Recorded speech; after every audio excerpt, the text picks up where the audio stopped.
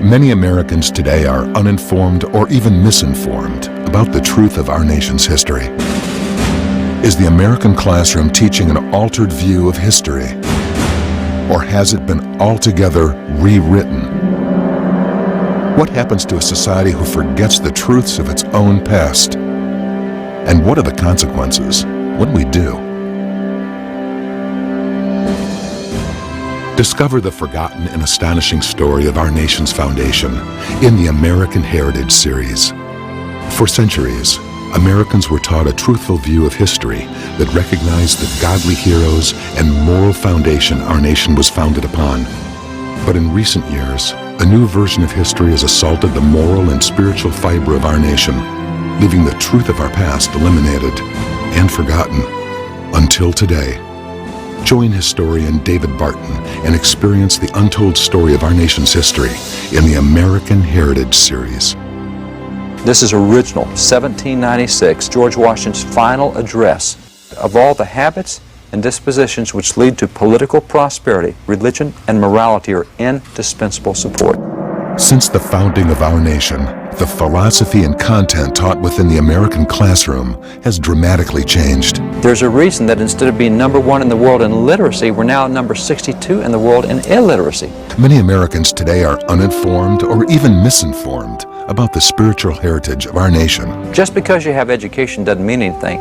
If you have education and you're teaching the wrong philosophy, you're not going to last. You'll destroy yourself from within. What can history tell us about a nation who forgets its past? Discover our nation's godly history in the American Heritage series. America, this is your heritage. One of the things most important for the longevity of any nation is a sound educational system. Now that can be an organized educational system that you have through the government, or it can be other things. Matter of fact, Dr. Benjamin Rush, a founding father, a signer of the Declaration of Independence, a man that's a leading educator in American history. As a matter of fact, he's called the father of public schools under the Constitution. Benjamin Rush said the two most important people in America were schoolmasters and mothers. Wow. Because they taught the next generation. Wow. So those were the two that he thought were most important for the security of a nation. So the Founding Fathers put a huge emphasis on education, but also on the philosophy of education. Now, they had a really good view of what it was going to take for America to last. They knew that they had certain ideas that were pretty revolutionary, and they believed that if they did not get those ideas passed on to the next generation, that everything they'd fought for would die when they died. When they went to the grave, that's the end of America. So they put a lot of time into educational systems, and you'll find that our Founding Fathers, the guys who did our documents, in 10 years, they started more universities in America than had been started in 150 years before the Revolution. So from the time of the Revolution over the next 10 years, they're starting universities like crazy because they want our kids knowing the principles that made America unique. So the first time they get an opportunity to pass the very first federal law on education was in 1789. And they'd passed a law on education that dealt with it back before they had the Constitution, and they thought it was a good law, but because they wanted to make sure it was a constitutional law, they took the same law from 1787 and they repassed it in 1789. George Washington signed this education bill into law on August the 7th, 1789. So the Founding Father says, here's what we expect of anyone who's going to be part of this nation, and they set the standards. Part of the standards in this bill was what we want out of your education system. This is what they said, that if you want an education system to be part of this American United States, the three things you had to teach in education were religion, morality, and knowledge. Religion was first. It says Scripture teaches very clearly that the fear of the Lord is the beginning of knowledge. Now, in our little bitty Christian world, we kind of say, well, the fear of the Lord is the beginning of good, sound spiritual knowledge. No, fear of the Lord is the beginning of knowledge, period. America is now entering its 5th century of educating students. For every generation of Americans throughout the 17th, 18th, 19th, 20th, and now the 21st centuries, a good education has been a major emphasis. It was that way when the first colonists arrived here 4 centuries ago, and that goal remains unchanged today. Yet by what standard should a good education be measured? It must be measured by more than just technological advances. It must also be measured by how much content the student has learned and how well that student has been taught to think and to reason. Unfortunately, there's abundant evidence that while the technological advances in this generation have been significant, the cognitive advances have not been nearly as great. Consider, for example, this 1862 geography test from Chicago Public Schools. Notice some of the fourth grade questions in 1862. How many degrees of longitude are there? How many degrees wide are the temperate zones? What is a watershed? Name the principal animals of the frigid zones. This represented basic fourth grade knowledge in 1862. This math book for elementary students provides exercises that students had to solve mentally only. That is, only in their minds. No pencils, no papers allowed. Notice some of the mental math problems for elementary students in 1877. A boat worth $864, of which 1/8 belonged to A, 1/4 to B, and the rest to C, was lost. What loss did each sustain, it having been insured for $500? This was a mental math problem in elementary schools in 1877. If you will take the discoveries that have been made by scientists who adhere to Christianity as opposed to scientists who are atheists, overwhelmingly more discoveries on the side of those who are Christians. Matter of fact, there was a study done recently on the life-changing inventions that have really changed the course of mankind over the past 2,000 years. Turns out that about 90% of the life-changing inventions came from those who were professors of Christianity. Wow. Now, this is across the world. Now, here's what's significant about that. When you look at world religions, Christianity is the largest world religion. We have 33% of the world's population. The next largest world religion is Islam with 25% of the world's population. So the way it should work is 33% of the world's population should produce 33% of the world's discoveries. 25% of the world's population should produce 25% of the world. Didn't happen. 33% of the world's population produced 90% of the world's discoveries. Unbelievable. You know, you're hitting on something, the difference between knowledge and education. Yes. Because the fear of the Lord is knowledge. And look at what they're teaching in these universities. It's just... Look at our educational scores, how they declined. Yeah. You take something like the SAT test that's been a standard test since 1926. They've now changed it in the last decade or so. Twice they've renormed it because the scores are so low, everybody's complaining about scores. So what they do is they renorm it. The ACT did this, they renormed their test, and suddenly all the scores in 1 year jump back up really high. Well, we basically add 50 points to every score and say, now we're all normal again, you know. So we feel good because our scores are high. So we lowered the standard to feel better. Our standards are low. There's a reason that America's come in dead last in the world in academics. Briton Edward Kendall was another foreign visitor who reported the same fact about the religious element in public education in America in his 3-volume set. As he traveled from state to state, he would document the diverse aspects of American life, from courts of justice to Indian missions, from prison systems to theaters and public entertainments. While in Connecticut, Kendall had examined American education, and he found the state's illiteracy law of interest, particularly the opening declaration of that law. This legislature, observing that, notwithstanding our former orders made for the education of children, there are many persons unable to read the English tongue, and thereby incapable of reading the holy word of God or the good laws of this state. Notice the reason that the Connecticut legislature had been concerned about illiteracy. If a child could not read, then he would not know the word of God or the laws of the state. This meant that if the legislature enacted a law that contradicted the word of God, then citizens might not prevent its passage. Another famous education law was called the Northwest Ordinance. It was the first federal law to address education. Significantly, that law was passed at the identical time and by the identical founding fathers who drafted the First Amendment, the very same amendment that the courts now interpret as prohibiting the presence of religious activities in public schools.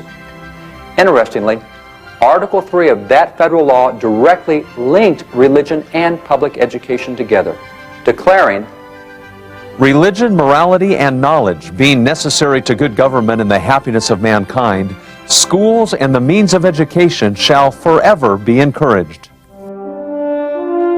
Since the founding of our nation, the philosophy and content taught within the American classroom has dramatically changed. Many Americans today are uninformed or even misinformed about the spiritual heritage of our nation and our founding fathers. But what can history tell us about a nation who forgets its past? Discover our nation's godly history in the American Heritage Series. America, this is your heritage. What I think we're debating is the original founding fathers' statements about education. And what I think I'm taking away so far is that there were three things that they wanted in an education program if you were going to be a part of the United States of America. This law that was passed, the Northwest Ordinance, is listed in law books today as one of our 4 organic laws. In other words, on page 1 of the U.S. Code Annotated, you open it up, it's going to show you the 4 laws that are the basis of all American laws. These are the 4 organic laws on which all of the laws are based. No other laws can violate these 4 laws. You have the Articles of Confederation, you have the Declaration of Independence, you have the Constitution, and you have the Northwest Ordinance. Now, that's one of the 4 laws on which all of the laws have to be based. If this law says that schools are to teach religion, morality, and knowledge, then every time the court renders a ruling that says, oh, you can't teach religion, you can't have prayer at schools, all this, what we're doing is fundamentally ignoring our fundamental laws, our organic laws. Wow. And by the way, you will find that because this was a requirement to become a state in the United States, the state constitutions have in their state constitution that religion, morality, and knowledge will be taught in our schools. There's a reason that these clauses appear in state constitutions and still are in current constitutions today.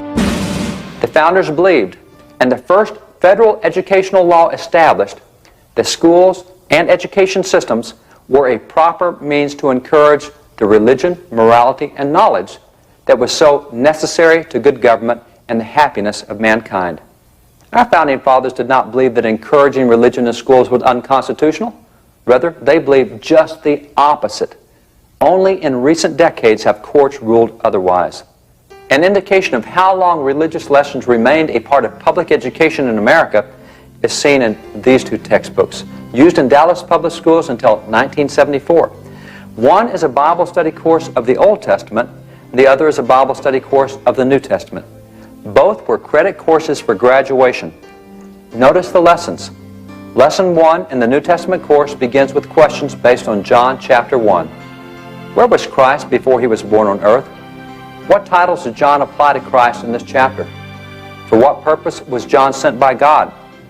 And there are many other similar questions. At the end of lesson 1 is memory work. Memorize the pre-existence of Christ.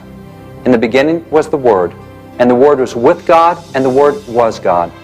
All things were made by Him, and without Him was not anything made that was made. Such textbooks were reflective of the requirements of that original federal law that public schools address religion, morality, and knowledge. But the effect of that law was seen in more than just textbooks. It was also quite evident in state constitutions. For example, when Ohio penned its first state constitution in 1802, that constitution declared, Religion, morality, and knowledge being essentially necessary to the good government and the happiness of mankind, schools and the means of instruction shall forever be encouraged by legislative provision. The same provision was present in the constitutions of state after state, including Mississippi, Kansas, Nebraska, and so many others. In fact, that provision is still found in current state constitutions today. In the 1960s, a lot of the states went through following the Supreme Court decision, said, oh, the Supreme Court said we can't do religion, morality, and knowledge anymore, so we're taking it out of our Constitution. But there's a reason that it was in there for 180 years. And the First Amendment, by the way, is why the court says they can't have religion in schools, that the founders wouldn't want that. The guy who wrote the First Amendment in Congress is called Fisher Ames. Now, we're often told James Madison did it. If you'll read the records of Congress, Fisher Ames is the guy who came up with the final wording of the First Amendment. Fisher Ames has this work right here in which he says we can never allow the Bible to be pushed to the back of the classroom. It has to stay our #1 textbook. Now, this is the guy that did the First Amendment. So I would think he knows the intent of the First Amendment, but now 200 years later we're saying, oh no, the court knows what's right, we can't have religion. Now, they did religion first, but notice the second thing they did was religion first and then morality. Why start with religion? Well, it's the base of knowledge, but it's also the basis of morality. Right. See, George Washington, way back in his farewell address, 1796, and by the way, this is original, 1796. There is George Washington's final address as President of the United States. Final word. He's been in public service 45 years. He's leaving public life. He says, now, let's do a review of what made us who we are. And he goes through and he talks about how important religion is to political life in America. As a matter of fact, he's got a great quote. I'll just read from him. This is what he said 200 years ago on why our politics was already more prosperous than other nations. I mean, just while he's president of the United States, France has been through 3 revolutions. We're still got our Constitution. He said, of all the habits and dispositions which lead to political prosperity, of everything that makes your politics prosper, he said religion and morality are indispensable supports. If you want your politics to work well, you don't separate religion and morality. Now, this is the guy who was the president of the convention that gave us the Constitution. He's the first president of the United States. He says, let it with caution be indulged the supposition that morality can be maintained without religion. He said, we keep hearing this from France. Wow. They can be moral. He says, with caution. He said, be really careful when you hear that. He said, whatever may be conceded to the influence of education on minds of peculiar structure, he said, reason and experience both forbid us to expect that national morality will prevail in exclusion of religious principle. He says, don't even get to the point where you think you can be moral without religious teaching. This book was prepared by the Kansas Teachers Organization to review the history of education in America during that time. The book confirms that, in its words, education was nurtured in the lap of the church, but that as the nation grew and the number of inhabitants in America increased, the church voluntarily relinquished control of elementary education to the state. Yet the philosophy of education did not change. In fact, the state superintendent of public instruction even declared, if the study of the Bible is to be excluded from all state schools, if the inculcation of the principles of Christianity is to have no place in the daily program, if the worship of God is to form no part of the general exercises of these public elementary schools, then the good of the state would be better served by restoring all schools to church control. State public education leaders believed that if public education ever reached the point that it did not inculcate religion, morality, and knowledge, that it did not teach the Bible in schools, did not inculcate the principles of Christianity, and did not incorporate the daily worship of God, then the country would be better off if the state gave all of its schools back to the church. So closely was religious faith embraced as a part of a sound public education, even on the university level, that in 1860, 262 out of 288 college presidents were ministers of the gospel, as were more than a third of all university faculty members.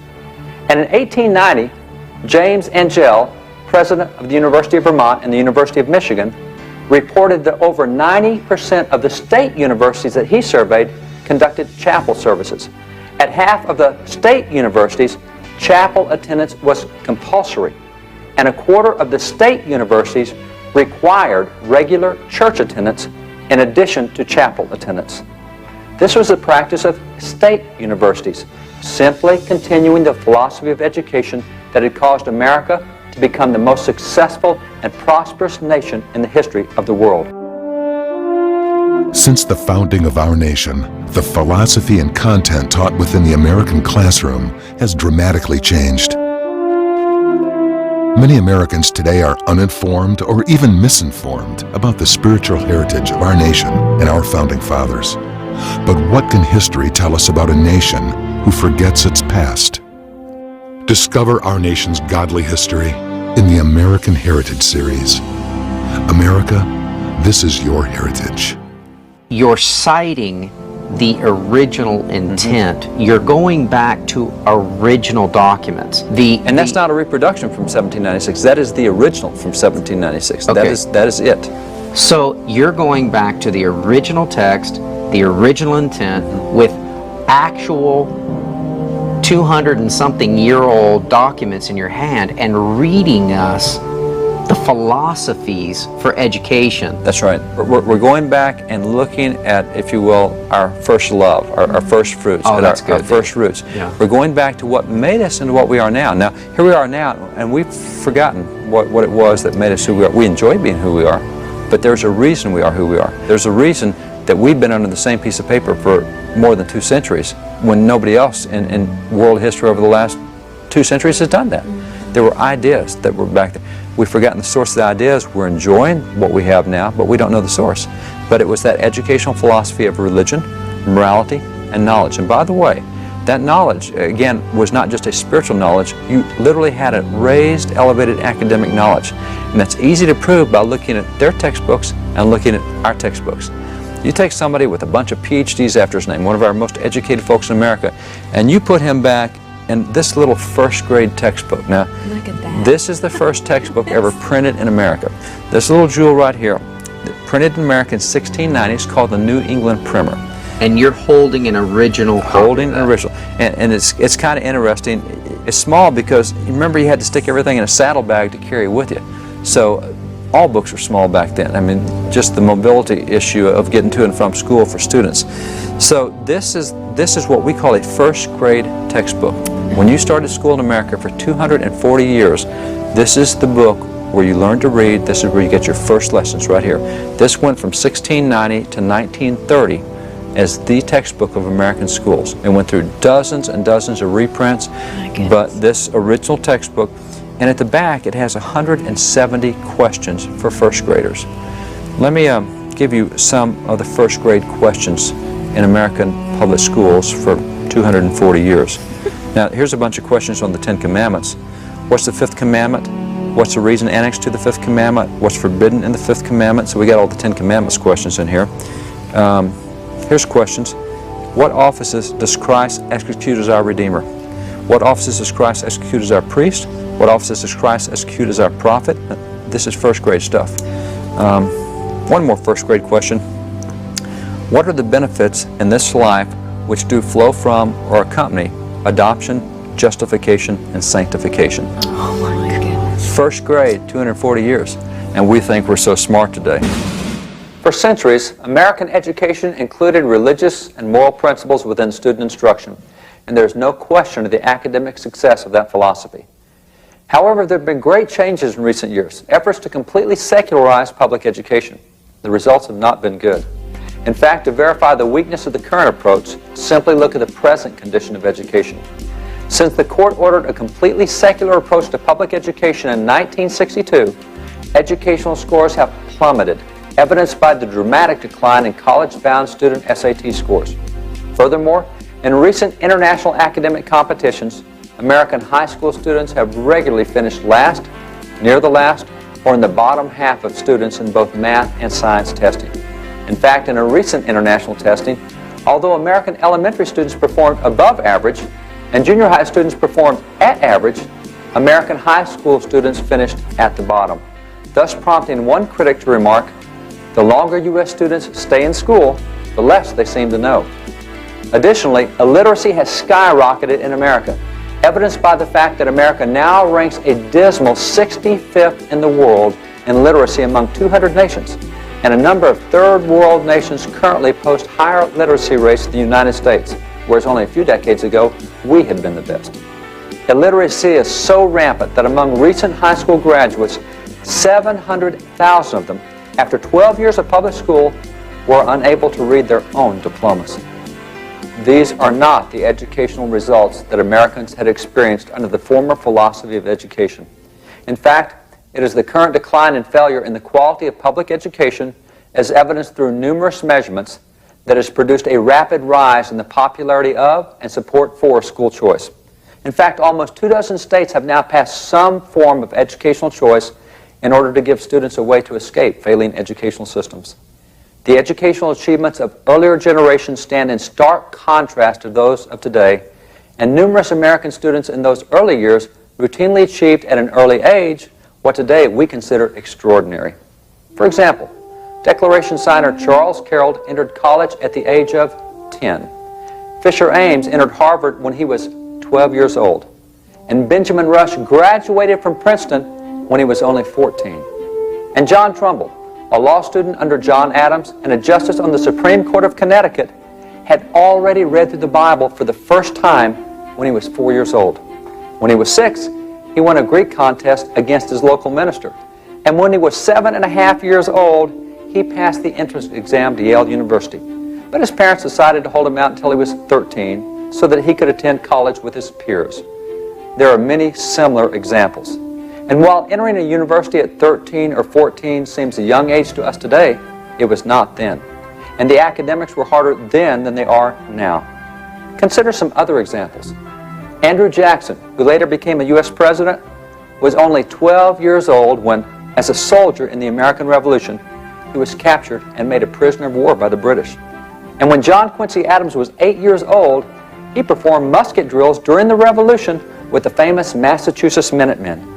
When he was 14, he received a congressional diplomatic appointment overseas as secretary to the ambassador at the court of Catherine the Great in Russia. And when Constitution signer William Livingston was 14, he moved in among the Mohawk Indians to live as a missionary. And James Iredell, a justice placed on the Supreme Court by George Washington, was appointed to public office in North Carolina to oversee financial matters when he was 17 years old. This is almost unimaginable today, but such accounts simply were not that unusual under the American educational system at that time. This was the first spelling book introduced in America, introduced in 1782 by Noah Webster. It became known as Webster's Blueback Speller. You can see the cover. This is 1908 version. So here's a 1908 elementary, it says, elementary spelling book right here, right? Elementary. Let's try a few elementary spelling words. Here you go. Contumelious, ichthyology, bronchotomy, eschatology, loquacious, rapacious, sagacious. Elementary spelling words for 150 years in our school. See, the fear of the Lord is the beginning of knowledge. Wow. We literally go up with knowledge. There is a reason that when the court in 1962-63 said, oh, no more fear of God in schools, no more prayer, no more Bible, there's a reason that according to Department of Education stats, the SAT scores dropped. I mean dropped decades in a row. There's a reason that we're no longer #1 in the world in academic areas. There's a reason that instead of being #1 in the world in literacy, we're now number 62 in the world in illiteracy. I mean, we had a recent year where we graduated 700,000 students from high school who could not read their own diploma, and that's after 13 years of school, after almost $10,000 a year we're putting in education, they can't read their own diploma. It's the philosophy of education. They had a philosophy, we used it for 170 years. We've had a philosophy we've used for 30 years.